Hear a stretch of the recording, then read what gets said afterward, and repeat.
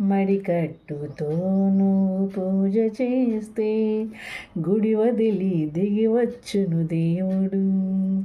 ఎంకి కట్టుతో పొలం పనులు చేస్తే సిరిలక్ష్మిని కురిపించను పంటలు.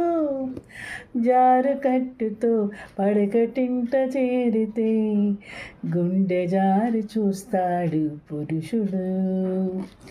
నిండు కట్టుతో నీవు నడిచెలుతుంటే దండాలే పెడతారు అందరూ.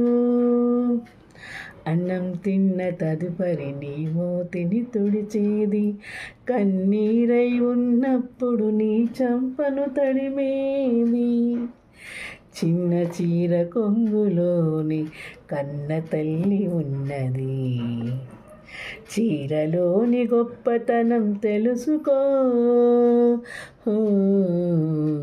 ఈ చీర కట్టి ఆడతనం పెంచుకో. సింగారమనే దారంతో చేసింది చీర, ఆనందమనే రంగులని అద్దింది చీర. మమకారమనే మగ్గంపై నేచింది చీర. చీరలోని గొప్పతనం తెలుసుకో. ఈ చీర కట్టి ఆడతనం పెంచుకో. Thank you.